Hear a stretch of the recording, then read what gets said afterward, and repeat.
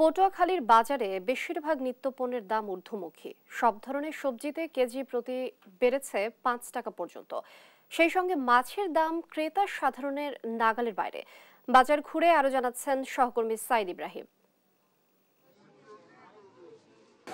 ধন্যবাদ। যেমনটা আপনি বলেছিলেন, আমি এখন দাঁড়িয়ে আছি পটুয়াখালী পৌর নিউ মার্কেটে, যেখানে পটুয়াখালী বড় বাজার। এখানে একসাথেই কিন্তু আপনি কাঁচা বাজার, মাছের বাজার এবং মাংসের বাজার পাওয়া যায়। এছাড়া কিন্তু নিত্য প্রয়োজনীয় চাল, ডাল, আলু সব কিছুই পাওয়া যায়।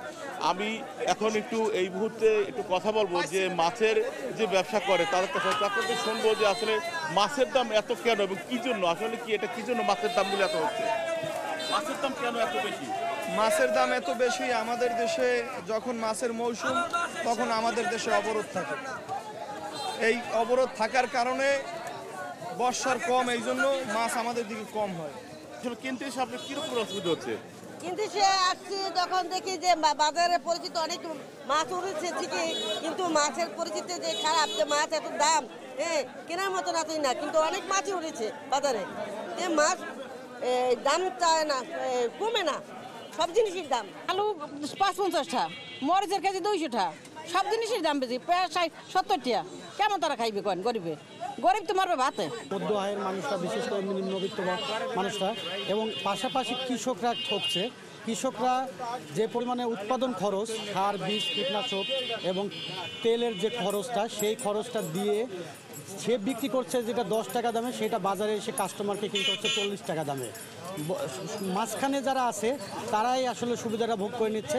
ক্রেতা এবং বিক্রেতা যারা মূল উৎপাদনকারী, তারা বাজারে ঠকে যাচ্ছে। যদি এটা বাজার মনিটরিং হয় তাহলে পারে এটা দেশের মানুষের জন্য ভালো হয় এবং নিম্ন আয়ের মানুষের জন্য ভালো হয়। ধন্যবাদ। একটা সময় ছিল যখন মানুষ বাজার করতে আসার কথা বললে কিন্তু সকাল উঠেই তৈরি হতো যে বাজার করার জন্য। আর এখন বর্তমান সময়ে যে বাজার কথা বললেই আসলে মানুষ একটা টেনশনের ভিতরে পড়ে যে আসলে আজকের দিনটা কীভাবে অতিবাহিত করা যায় এবং কালকে গিয়ে বাজার করব। আসলে এখন এই যে ভরা মৌসুম, এই মৌসুমে কিন্তু আসলে যে মাছ যেভাবে থাকার কথা সেভাবে কিন্তু মাছ পড়তেছে না। এছাড়া প্রত্যেকটা জিনিসের দাম এত আকাশ ছোঁয়া যে যারা সাধারণ জনগণ বা দিন আনে দিন খায় বা যারা নিম্ন মধ্যবিত্ত, তাদের জন্য কিন্তু আসলে বাজার খুব সমস্যা হয়ে দাঁড়িয়েছে।